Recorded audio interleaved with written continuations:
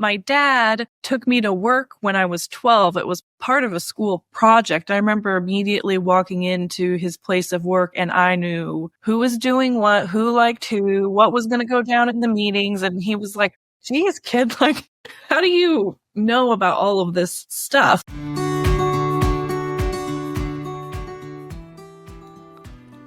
Welcome to the Spirits Beside Us podcast. I'm your host, Chris Lippincott. I'm an ex-Wall Street analyst turned international medium, spiritual teacher, and best-selling author.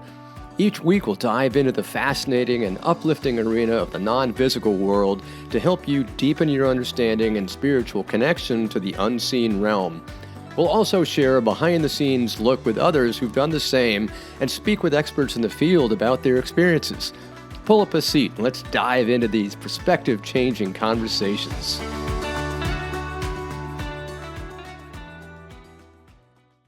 Welcome, everybody, and welcome to another episode of Spirits Beside Us. I'm so glad you've tuned in. And today we've got a wonderful guest, and her name is Emily O'Neill. She's a practicing evidential medium and intuitive healer. She's also a mentor to others. And what absolutely fascinates me about her is that she's got this passion that really lies in empowering other people and to help them to connect to their authentic self. And it's really trying to embrace positive change and rediscover their innate wisdom. Because as you know, we all have the inner wisdom, the inner spirit, the inner connection. And so that's something that we all can achieve. So with that, Emily, thank you so much for joining me. I'm really happy to be here, Chris. Well, this is going to be great. As another evidential medium, this is going to be fantastic to delve back into spirit and really answer all those questions that we're all trying to understand and learn and grow our connection. So one of the things that always fascinates me is how people kind of got into this realm. How did people explore this? Some people started out as in their childhood. Others had some unusual event that helped them to unfold. So what was your unfoldment process? Was it from childhood, or was there a certain event that happened? What was your first step along your journey? Yeah, that's a really interesting question because I know a lot of people who become mediums in particular will have sort of that milestone event or moment, and that's often pretty common. But I haven't really had one of those. It was more of a process of just evolving and getting to know myself a little bit better and what we're all kind of capable of in terms of our awareness and how we can apply our awareness in different ways. Some people want to study and go to school and they learn a lot, which I do that too. And other people, so there's like that academic awareness, but there's also sort of spiritual or other than our five sense awareness. And I was raised in a household where my mother was very open to exploring all aspects of spirituality. She was raised Catholic, but she read a lot of self-help books, and a lot of the self-help books involved intuition, psychism, mediumship, just, the things that kind of came out of the New Age spirituality movement. And so as a young person, I had access to her books and I would look at them. And I was very fascinated with psychics and mediums.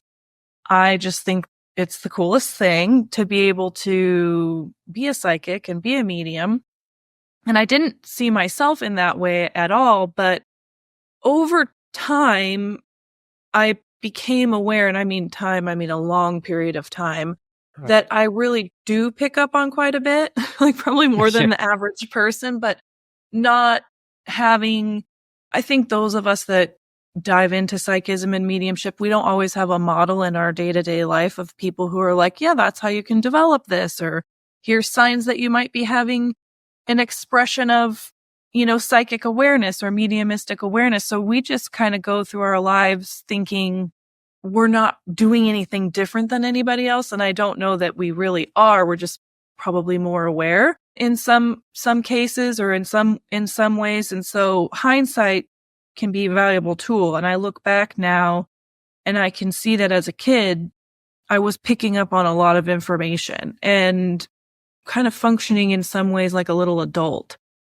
when I was little, because like I would be aware of adult situations and what was really going on, even though they weren't saying anything. Or my dad took me to work when I was 12. It was part of a school project. I remember immediately walking into his place of work and I knew who was doing what, who liked who, what was going to go down in the meetings. And he was like, geez, kid, like, how do you know about all of this stuff when you're just, 12 and walking And it's into the first time you've ever been here. Yeah. And I just knew I just can do that. And so I can just kind of walk into a room and have a sense of things. And I just didn't understand how I was getting that information until I was much older, or what was really kind of going on. And I didn't know that I was a medium at all. Like, I didn't know I was capable of spirit communication until probably 4 years ago. And it wasn't because of some kind of intense moment or event. I worked psychically and I do readings for people and kind of do pair it with some coaching. And I also use the tarot for like self-development and as a spiritual practice. And in a reading, I was just really in the flow. I remember feeling very kind of like in the flow of information coming to me. I was just saying the information that I was getting. And I remember the client looking at me and saying, well, you're bringing forward a bunch of information about somebody who I love who's deceased. And I thought, well, I don't know how to do that. I can't do that. I have no idea how to do that. So I just went ahead and went forward with the reading and completed it. And it was an accurate mediumistic communication with lots of evidence of this person from the other side wanting to come through for them. And I didn't want that to happen accidentally again. I didn't want to just be like bumping into mediumship randomly and not having any consistency to being able to provide that service. And so I kind of gave it up to the spirit world. Like, hey, help me out with this because I can clearly do it. And it is helpful to people and very healing, but I need training. I need development. Somebody's got to put some wheels on my bike so I can actually don't wobble off. I need to learn how to steer this thing. So you can do it intentionally and with integrity, and that kind of a thing, not just like random. Mm-hmm. And so I found a school called the Oakbridge Institute, which is medium Michael Mayo and Megan Elisa, and they are the mentors there. It's an online platform, so there's all kinds of people from all kinds of places learning and growing. And what drew me to the Oakbridge Institute for mediumistic development was their sort of mission is to raise the standard of care in the industry, which I think is very, very important when it comes to psychics and mediums and what we provide to the public, because the standard of care is all over the place. And I don't think people know what to expect. I don't think that they realize that they should expect certain things when they're working with a practitioner. Mm-hmm. And so I thought, oh, that's the kind of thing that I like. And they're really grounded and really practical. So it doesn't stretch into some of these areas of New Age spirituality, which I find somewhat problematic. It's just, here's the skill. Here's how to expand your awareness. Everybody can learn how to do this. We're going to give you a safe place to practice. And they did. And so I've been, I do mediumship with clients, but I've enjoyed the practice area, like the schooling too. I wouldn't say my development process was easy, but much of my development actually involved like personal development rather than the techniques of mediumship. It's like your personal stuff can get in the way of your ability. Usually happens that way. It's like the analogy of the house. You've got to have a good foundation, clear out all the shrubs, clear out all the to get the garbage underneath so that you can actually create a solid foundation. Then once you've got that solid foundation laid down and it's all clear, then you can build the house on top of it. You can't put a house on top of something that's not stable yet or cleared out. You got to clear out all that stuff. It's like the Dark Night of the Soul. Get rid of all that junk before you start building. Oh, well, my stuff came up. My stuff came up, and there was definitely some self-work that needed to occur, Yeah. particularly around fear and expectation. Like, I really don't want to do harm, and that fear can get in the way of things. Fear is an interesting thing. Also, self-worth and just, Yeah. what would I also say? What is that? Imposter syndrome, just all kinds of things kind of Sure. came up that were Emily things that I was able to kind of work through. My, mediumship development has been wonderful personal development. And so it was a safe place to learn and grow and have a good community of people to fall down in front of and fail in front of and not do so good in front of. And everybody does it, and you don't feel alone because everybody's going through the same thing. And I think that mediums aren't made in isolation, even though I think that is a belief that is within the industry. I think we do better when we have each other and we can kind of address certain things that might be coming up with our mediumship in community and in togetherness. I think that's been such a tremendous gift for me, and I've learned a lot, and I've committed 3 years of my time to intentionally developing this skill set, and I am giving public readings through Oakbridge. So they evaluate your work, and we talk about it and talk about what's going well and talk about what's not going well. Because working with the public is interesting, as I'm sure you know. You just never know who you're going to get. You never know. It's always an experiment. You never know what's going to happen in the next reading, whether you're going to have a connection to one person or another, or the connection is going to be strong, or it's going to be less strong, or it's going to be different. I mean, it's like walking up, into a park. You never know who you're going to meet, what their personality is going to be like, what their background is. There's always somebody different. And it's the same thing. I think it was, I was watching Tyler Henry's most recent live readings where they're not editing anything. It's just him working, it's with celebrities, but which I think it's more fun to work with ordinary people, but people are people or whatever, but none of it's edited. So you can see the process of how he has to work through that. And he said something the other day that made me laugh. He's like, well, I can't dial direct necessarily. So I know you probably have somebody you want to hear from, but he's like, I have to just go with what I'm getting, and whoever's coming forward, we're just going to trust this process and see where it takes us. And that's essentially what we have to do. And I think that in terms of like understanding mediumship is, I grew up like John Edwards on Oprah or James Van Praagh, remember when there was like this big boom of mediums getting on television, like daytime television? It all started with James Van Praagh, way back when. And that's he's the one who, what was it, 30 years ago, I want to say, opened the door for everybody else. And he kind of, I don't want to say he made it normal, but he made it more acceptable, more tangible for people. And they started understanding more. And then you started adding more and more people. And then you had a TV show, you had the Long Island Medium, and then, now everybody's trying to get on. It's just like, all right, let's just calm it down. Yeah, now it's very, very, very popular, and almost too popular, I want to say. Yeah, there are definitely people I think that have I've seen clips of on social media and whatnot who have started working with the public who could probably use a little bit more development. But I'd say there are a lot of people like that. I'd say the vast majority of people need a lot of work because they haven't done, to your point, any self-work, nor have they done any real training. So I'd say the vast majority of mediums out there, need a lot of practice. And what I thought you brought up was so great about the Oakbridge Institute really focusing on the quality of the evidential information, the evidential reading, because anybody can say, "Oh, well, I've got your grandmother here and she's baking a pie." Well, BS. Get out of the stereotypes. Get out of the grasping. It's like, oh, who's so-and-so? No, you're not supposed to ask freaking questions. You're supposed to give the information.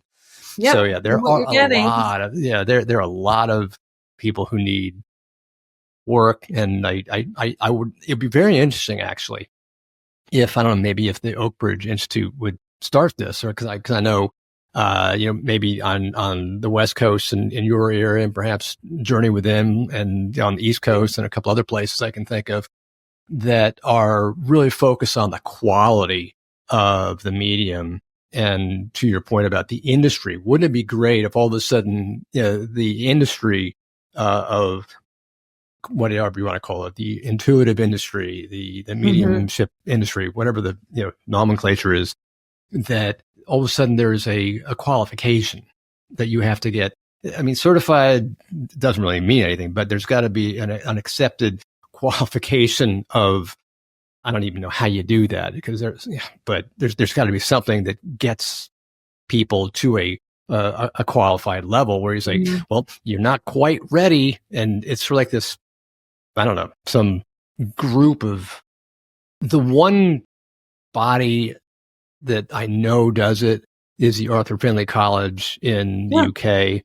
And they're basically the highest standard in the world, to the point of being, Gordon Higginson back in the 70s. Oh, yeah. And so if everybody could be that qualified, that's really kind of like the gold standard. So if anybody can try to hold themselves up to that gold standard, then the world would be such a different place. Yeah, and that's interesting because I just learned about I'm learning more about the spiritualist movement and things like that, because obviously mediumship is very connected to it. And I know that spiritualists are also connected to Arthur Findlay, and that they have within that institution disagreements about what things happen in mediumship. For example, there's a belief that you cannot bring pets forward. And I've brought multiple pets forward for people with lots of evidence, but there's a school of thought that there's a lot of conflict going on there right now. Bring pets forward, or you shouldn't be doing that. So for me, kind of looping back to this James Bob Prog, seeing people on TV, they make it look so easy. So in my mind, I'm like, mediumship, it's just going to be so quick, so clear, so concise. It's going to look this way. But I've realized that every session is different. Every reading is different. Every spirit communicator is different. The way you get the information is different. And every time you approach it, your degree of being able to be passive and receptive is critical. You just really have to say things that don't make sense to you. Let the pieces come together over time. They might come in different orders, and they might, you might have to loop back to things, and that's okay. That it's an art in some ways, and maybe even a science. Who knows? Time will tell, I think. That's what there are a number of research facilities, and I forget what is it, the one out in Arizona that are actually doing like quadruple blind studies of mediums. I know the head of the Journey Within, for example, has done multiple participation studies there. And it's the concept of it being, you're giving the information to a person who is 4 steps removed, and you can't even see them, you can't even hear them, you don't even know who they are. So it's like the game of telephone. Yep. the information has to flow down for people, and you don't even know who you're giving the information for, and you're not even getting any feedback. So they're testing all that, and they're doing all their labs and seeing what's going on in the brain. It's crazy. I'm actually really fascinated by it, and I've done some digging about like people trying to apply the scientific method to studying psychism and mediumship, and the challenges with it. That it's kind of hard because to be able to prove the evidence or prove the skill of the psychic or medium, that's really, you have to get past, I think it's like the rule of chance or whatever, probability, like there's a certain threshold you have to exceed consistently to demonstrate that you're able to do this. And I think it's really cool. And I think that people are trying to figure out ways to study it more. The one institute that I came across was the Windbridge Institute. Yes. And a woman had a mediumistic reading, and it captivated her to such a degree that she created this nonprofit to study mediums. And I do feel like there's an energy around that institute to also kind of raise the standard of care and to sort of demonstrate what authentic mediumship is. And I think there are a couple others. There's the Rhinebridge, Rhinebeck Institute. I forget exactly what it. There's the Noetic Institute. There is UNC Division of Perceptual Studies, Yeah. UVA. There's so many that do that. But to Yeah. your point about the removal of chance, if you can go through that quadruple blind study and you're giving 80 to 90% accuracy of all the information that the sitter can say, I can take 80 to 90% of that, absolutely, without a shadow of a doubt, and do that repeatedly. That's when they start going, all right, we're checking the boxes. We're getting these people. And it's, it's one in a gazillion possibility that this is just random chance, because if it keeps on happening and there's no mental connection to the sitter, then it has to be coming from another place. Yeah, and I don't even know what that other place is. Like, I think about it all the time. Well, like, spirit. How am I getting this information? I'm like, I'm getting it from somewhere. Well, then you can. I mean, that's when you can start to break it down into quantum physics, and that's when the quantum physics enters the picture. That we know under quantum physics, everything, 99.99999% of everything in existence is just pure energy. So and based on that, you've got the law of preservation of matter, or whatever it is. The energy can neither be created nor destroyed. It can only change form, et cetera, et cetera. You put all these scientific facts and laws together, and you start realizing, oh, I get it.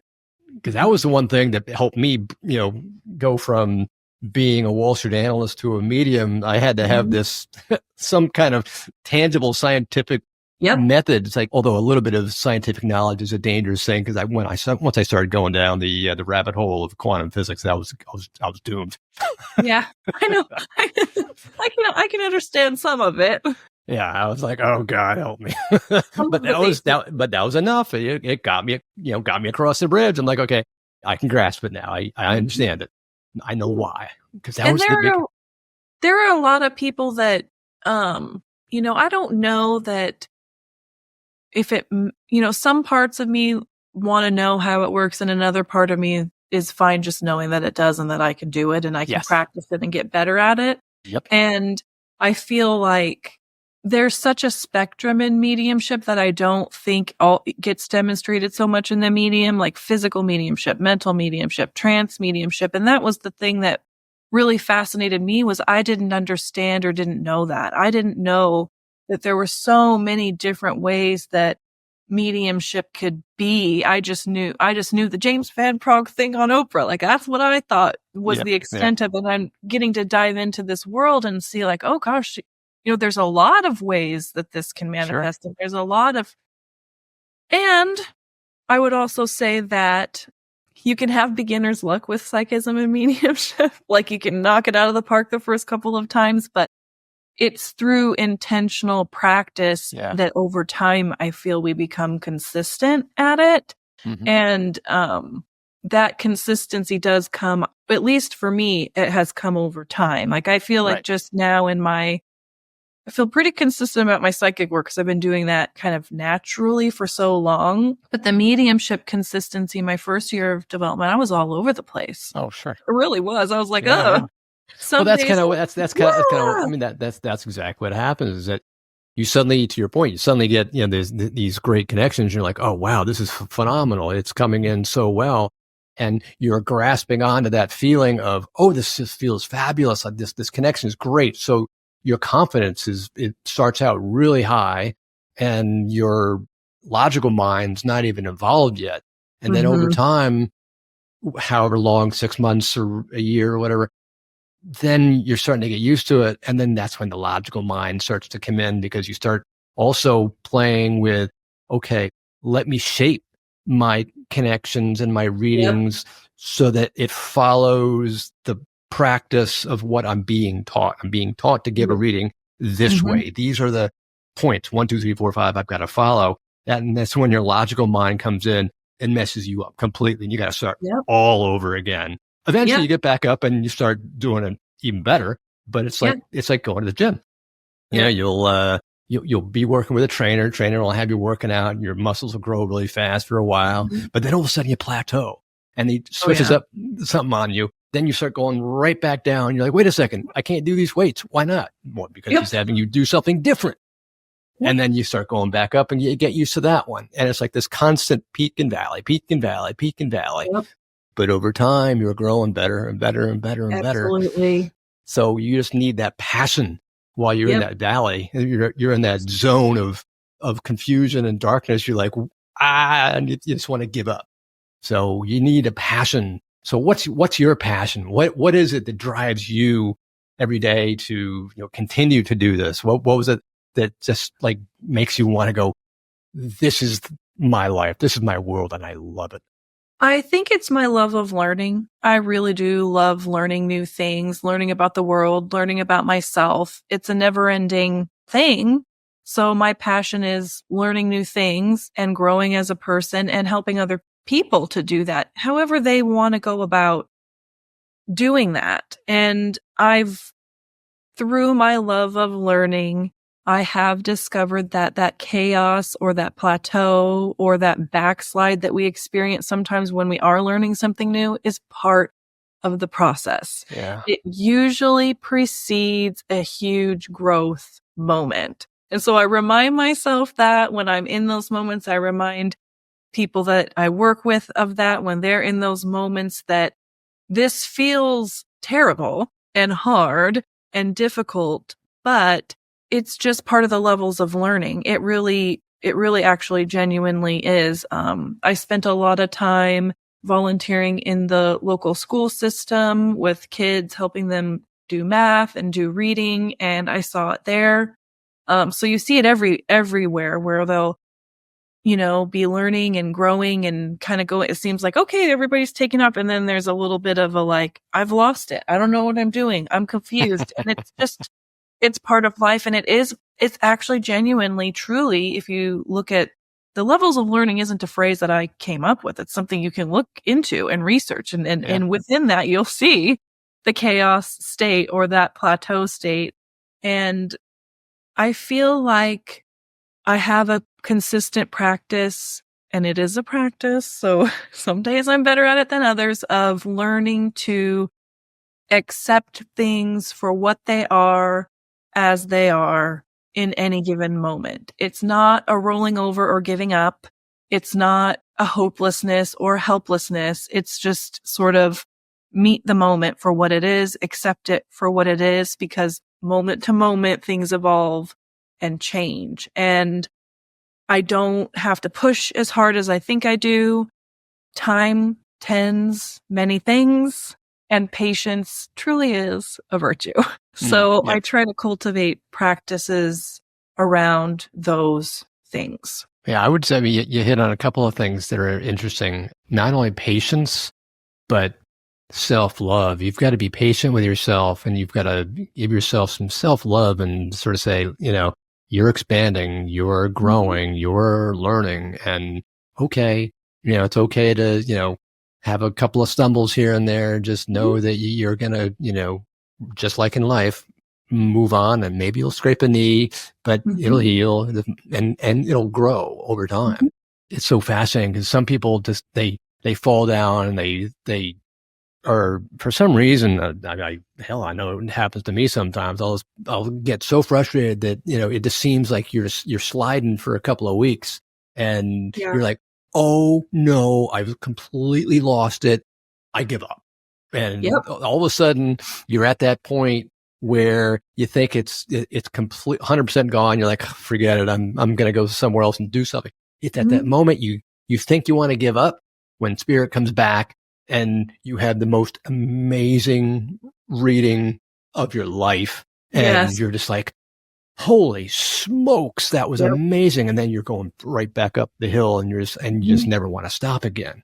Yeah. So it's kind of like back and forth. What have been some of your, significant, I don't know, experiences? What's been, let's say, one of your most, amazing, spiritual experiences that you've had that just kind of gripped you and just said, wow, that was amazing? Well, I've had a few of them throughout my life, and there was a recent one where I wasn't really feeling very confident, about lots of things, but mediumship in particular brought forward that sometimes I don't feel confident in what I'm doing. Sure. And it was causing me to hold back, like hold back, when it's like, I know what I'm capable of. I know I can do this. I've done this before, but this little part of me, maybe not so little part, was like, you can't do this. You don't know what you're doing. Like that, just like taking my confidence level way, way, way down. And you don't want to get that dreaded no. Yeah. And I don't mind getting no's from sitters or anything. I just assume it's part of the process. It was coming from me. It wasn't coming from any other place. It was me and the dialogue that was occurring within myself, an inner critic coming forward and just saying, oh, you think you can do this? Well, how come you weren't able to get this piece of evidence? How come it didn't go like that? And just like really criticizing all of my readings that I would do after the fact. I would listen to them or look at them and be like, well, how come it didn't go like this? Or why wasn't this just like, didn't feel so knock it out of the park? Whereas the sitter's like, this is amazing. You've done a great job. And I'm sitting here poo-pooing it because this inner critic is saying, you could have done it better. That wasn't good enough. Or you didn't get these pieces of information. Why not? You suck. Exactly. Basically. And I was like, oh gosh, I gotta figure out what this is all about. And there was a meditation that Eileen Davies has for developing meanings. She has that recordings that she did. And one of them was on confidence. And so she's like, ask your spirit guides to give you a symbol for confidence. I did that meditation for 6 months. Wow. That was like no sign, no symbol. I did other self-help Spirit things. doesn't love me. They're leaving me out in the cold. You are a loser because, you're not even getting anything from them. No, but I still did my meditations. I still did my self-care practice. I still sit in the power. I still do all the things. Still sat with that inner critic and just witnessed it and communed with it. And then I was actually working with a client and who was dealing with a confidence thing. And I said, you want to sit and do this meditation with me about confidence and just, I don't know, let's just do it together and see. I want to know what you think about it, if it was helpful to you.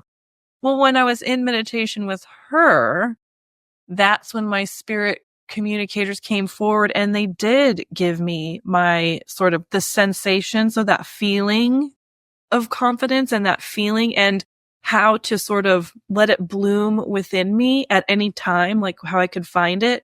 And it was like a color and a symbol came and I was like, that can't be it.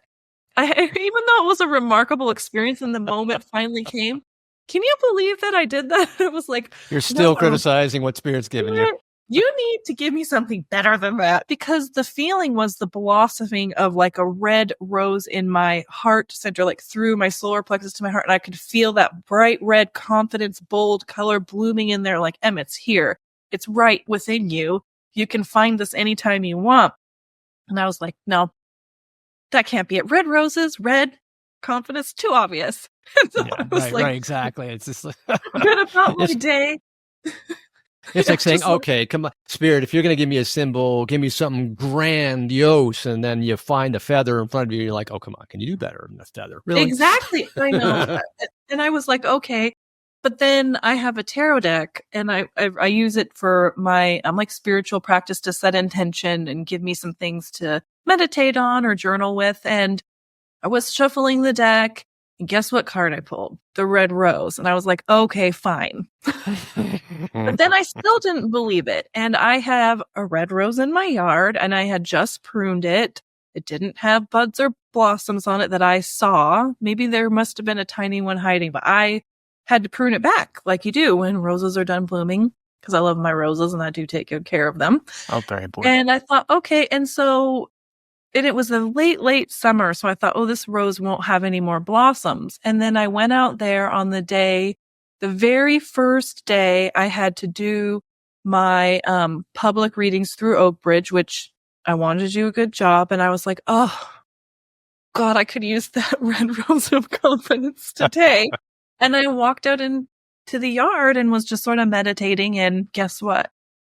There was a full bloom red rose. And I was like, oh, where did that come from? And so I don't have an explanation for that other than M, yeah, you can cultivate this confidence through this sort of energy of the symbolism of the rose. Mm-hmm. And you don't have to poo-poo it. And your signs and symbols can be simple. And it's just when they happen at the right time, or when we just, I think Carl Jung would call it synchronicities, when things line up in a way that feels so meaningful that you can't just dismiss it as nothing. And so the experience when I was in meditation with the client was a beautiful and amazing experience. Having the card pull be the red rose was amazing. And these happened very, within a couple of days of each other. And I thought, I really just need to accept this and take this on board and stop being so critical of everything. It's not that I just accept every spiritual thing and be like, it's a miracle. Right. I'm skeptical and I'm curious. And I just feel that dynamic of skepticism and curiosity is a wonderful thing to have when you're especially diving into spiritual things like this. I just, for whatever reason, that skepticism, that inner critic wanted to take over, probably as a form of self-protection, Yeah, sure. to keep me safe. And I just thought that was interesting. And I did eventually was able to take that on board. And I mean, that might not seem like a too terribly, miraculous story. And I know a lot of people explain away synchronicity and say that we make it up in our heads. But too easy. I don't know. The way that unfolded for me just it really resonated with me. And I do feel like it was a spiritual experience, and it's pretty simple. It's not like a mind-blowing, crazy incident. They're usually, for me, little things. Yeah. Well, that's the way it is. That's the way it is with most people. In fact, it's to what you were mentioning earlier. It's so easy to shoo away something that doesn't seem to be something of importance. It's kind of like the joke about the man who was in a flood. He is on the first floor. All of a sudden, the waters rush in, and he's forced up to the second floor. And somebody in a rowboat comes up to him and says, "Hey, I'm trying to save you. Jump in the rowboat." And he says, "No, I'm waiting for a symbol from God." And so the rowboat goes away, and the waters rise. It goes up into the third floor, and then there's this Coast Guard boat that comes by, and they said, "We're trying to save you. Jump in the boat." And the man says, "No, I'm waiting for a symbol from God." Waters keep on rising. He goes up to the rooftop, and waters go all the way up to the rooftop, and the helicopter comes by, and they're saying, "We're here to save you." And the man says, "No, I'm waiting for a symbol from God." Right. Waters rise up above the top of the house. The man dies. He goes up to the pearly gates. He meets God, and the man says, "God, I was waiting the entire time. Why didn't you come and give me a sign?" And God goes, "What are you talking about? I gave you 3 signs. What do you?" Yeah. And I feel like that's the dance of us with our logical brains, and being in such a logic oriented culture here in America, where it's like, think it through, have a plan, all those things, which that's a really wonderful thing to have. But what about feeling things through? What about sensing our way through things? What about accepting that as guideposts for our life, just as much as, having an intellectual plan for things? And so I like to walk that middle path between the two. And do I lean one way or the other now and then? Absolutely. Sure. I'm a human being, not a machine. But I do think that has been my spiritual path, is to understand I'm multidimensional, multifaceted. I'm a deep thinker. I'm a very intellectual person, but I'm also a very spiritual person, and they need not be in total opposition to each other all the time. There can be a harmony there. And that's something that I have to cultivate for myself. Sure. And I think what's so important is that between the battle that often rages with people between the head and the heart, the head will give you the rational understanding of something, but it's the heart that will give you the direction. So I always tell people, follow your heart. That's your true north. That's your compass. If you feel it, then it usually will be right. And that's really also what goes right to intuition. If you Mhm. feel something, follow your intuition. That's going to lead you in the right direction. If you try to think it Mhm. through, more often than not, you're going to stumble. And it's kind of like the teachers who told us in grade school, whenever you get that first instinct to write an answer down, don't change it because your rational mind is going to make you change it to something the wrong answer. So Right. keep your original answer. And that's Yeah. the heart. Yeah, and I feel like this is present in your work as well as mine, is that helping people to build that relationship to their intuition and understanding the reasons why it's hard to listen sometimes. And Yeah. from the way we're raised to just different things going on within us, and that it's a completely natural thing to resist that heart-centered intuitive self that's guiding us because it doesn't always make sense. Sometimes it challenges our status quo, and that is frightening. And so there's a lot of good reasons why people maybe have some challenges with taking that approach. And that's where I find the work, right? That's what's so interesting is you do not have to become a psychic medium and work with the public to cultivate a relationship with your intuitive self just as a life skill, just as a way to move through life with ease. And sometimes people ask me like, well, if I develop my intuitive self, then I'll know ahead of time if something bad's going to happen and then I'll be able to avoid it. And I'm like, you don't get to bypass troubles. We don't get to bypass life. We don't That's get why to we're just, here. We're that's why here to we're learn here. those lessons. Might your intuition give you some insight or say kind of in a sense that something might be coming and then it does. And then you kind of have that heads up or awareness around navigating it? Absolutely. But do I, because I'm a psychic medium, get to avoid things as a person? Absolutely not. Can I tell you what the lottery numbers are? No. And if I could, should I? Probably not. You know what I mean? It's sort of like, again, kind of that analogy of the dance. It helps a lot, I think, cultivating a relationship to our intuitive self, but it doesn't mean you will never have pain or suffering. In fact, one of the byproducts of my own personal development with intuition and spirituality has given me the capacity to bear witness to very difficult things, hold space for it, and not feel like I have to fix everything. Do I believe in social justice and do I think that those things should be part of our spiritual practices? Absolutely.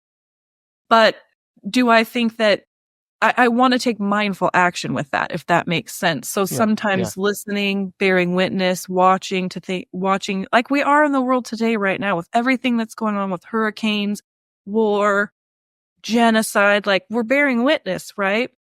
And my practice around my heart center has allowed me to do that in a way that helps me to learn and grow and know how I want to act in support of the values that I hold, if that makes sense. And it's my Yeah. intuition that guides that. If I just leaned on my intellect, I'd probably be doing things that might not be as helpful as I thought they would be, if that Yeah. makes sense. Yeah. Yeah.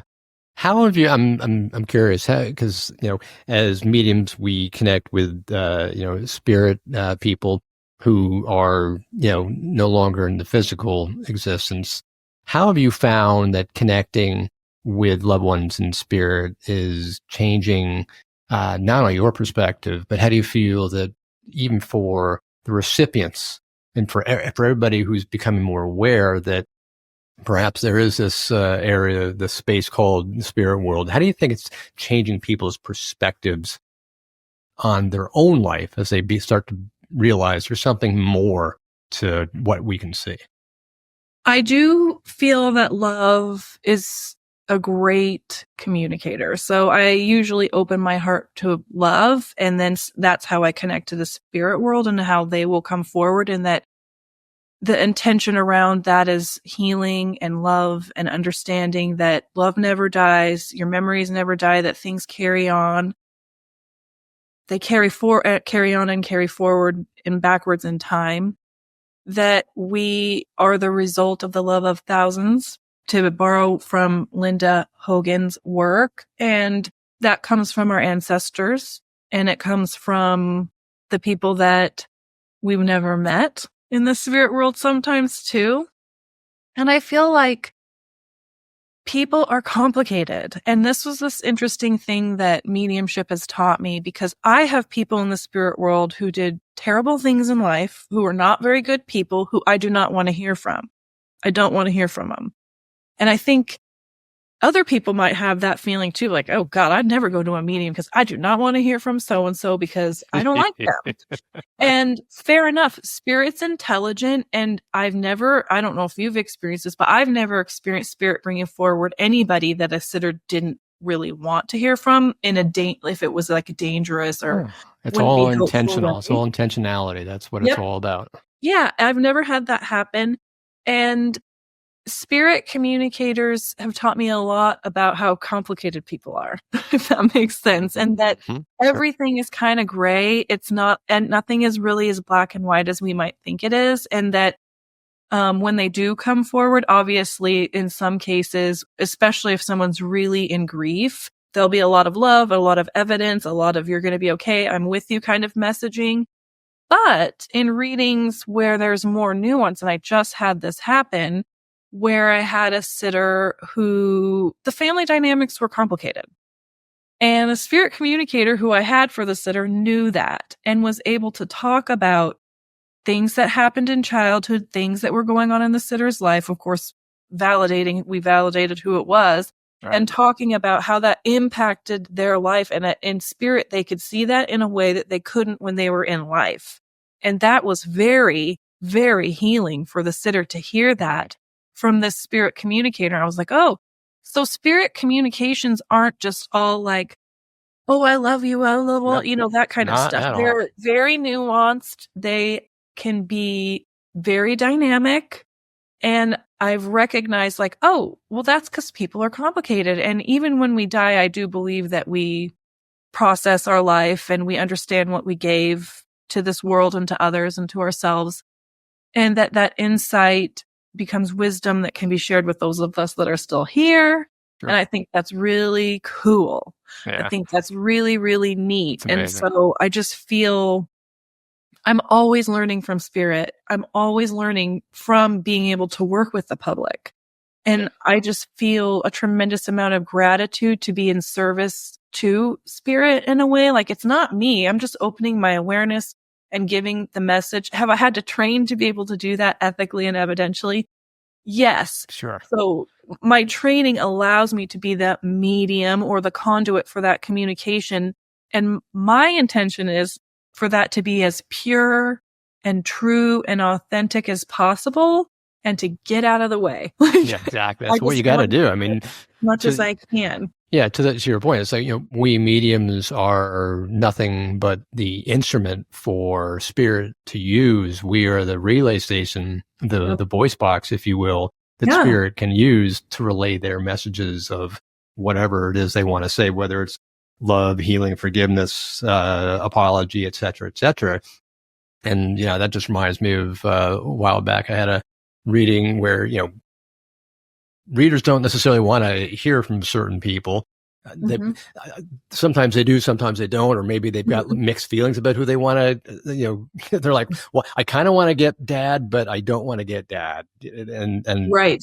This one woman was a recipient and she didn't say anything, but sure enough, her dad started coming through. And her dad was a real ass when he was, in the physical and doing all kinds of really nasty kind of things. Just really mean and hurtful and usurious and just a mean person. And when he came through, he's describing all of his rather neutral qualities.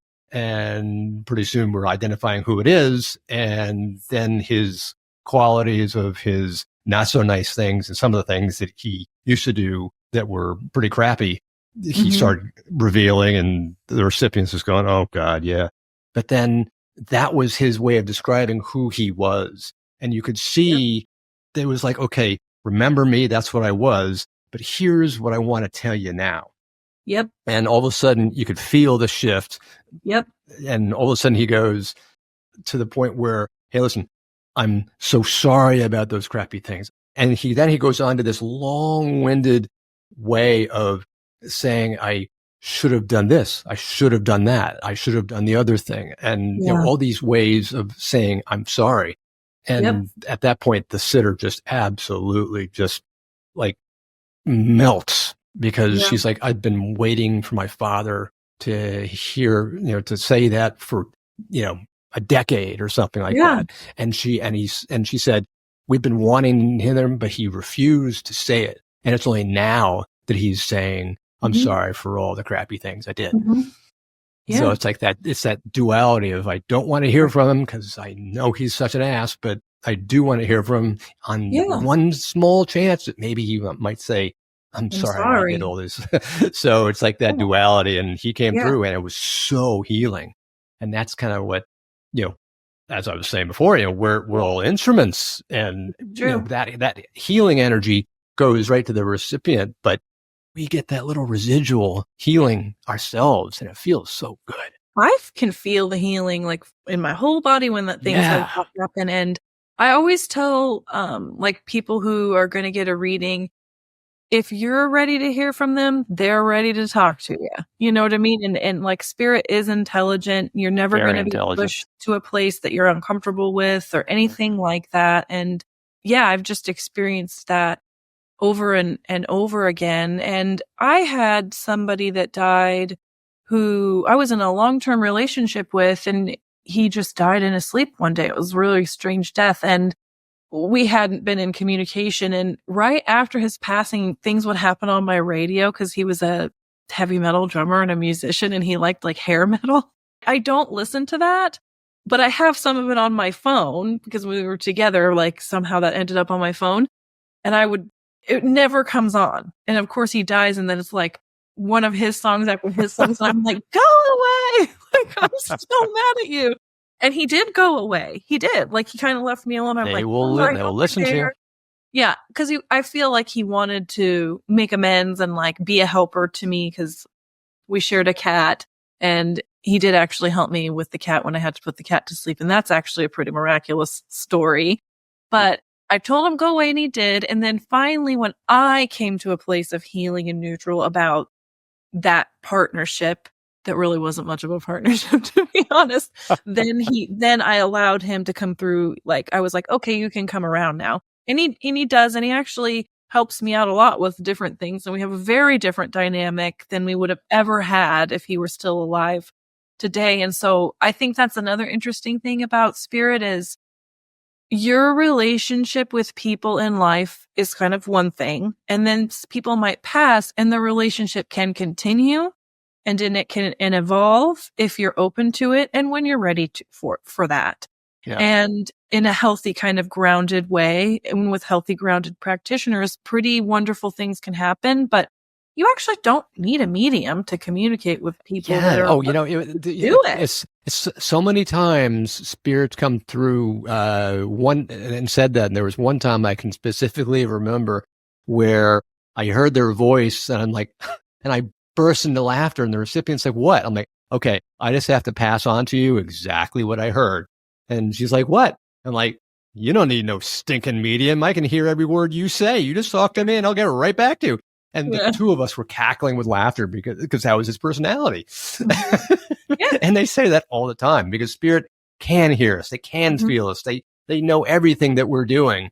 Yet, because of our limited, egoistic, materialistic mind, we can't allow ourselves to, pierce that mental veil. But spirit is right there. It's like, and the example I always use is, spirit is like a person who is in the next room. You know they're there. You just can't see them or touch them or hear them, but you know they're in that room. That's all they are. Just imagine them in the room, and they can hear you. Yeah, and I like the analogy of like, babies in the womb. They're in the womb, but they hear everybody and everything that's going on around us, and like they know the voices of their loved ones who've been talking all around them, and it's like I always say they're so close, closer than you could even imagine. It's crazy how close they are. And of course, I think that begs the question, like, how come they can't do things for us? Or like, I don't know that they can't. It's just not the way that they could do it when they were alive. It's just Right. a different way that those things are going to unfold and occur. Right. If you're open to it. Well, the one reason they're not going to do things for us is because, again, we're here back on the Earth School, and it's not like the teacher's going to, come along, give you the quiz and give you the answers at the same time. Then you wouldn't learn. So the whole concept is we got to go through life blind with a spiritual amnesia, figure out life on our own. So that way we'll keep on learning. Otherwise, it's basically, what's the point? We're not going to learn anything. It's true. And the reality is, like, some people become very concerned. Sometimes people think mediums do like past life stuff, and I don't personally do that. Cause like, it's not evidential. I can't necessarily be validated. And I try to focus on the evidence, but I'm always interested in, like, past lives are interesting, but you're going to live here in the now. So you can learn about all those things that might inform your experience, but you're always going to return to the present. You're always going to have to come back to this body, this life, this situation, this circumstance. And so people want to have really deep spiritual experiences, or prolonged, maybe with some psilocybin or ayahuasca. They have these amazing experiences, but guess what happens when those journeys are done? You come right back here. You got to live in this body and function in this world and hopefully do good or do the best you can with what you've got. And then, frankly, you get to have that prolonged experience when you're dead. There you go. You're all done. Well, this is fabulous. What, Emily, what would you say in the few minutes that we got left, if you were to say one thing to a listener today that you think can help them in some way? What do you think that would be that one thing that might help a listener? Well, I know that one thing that has benefited me, that is so simple, and I know that it benefits other people, is don't forget how important it is for us to take time every day for quiet time alone.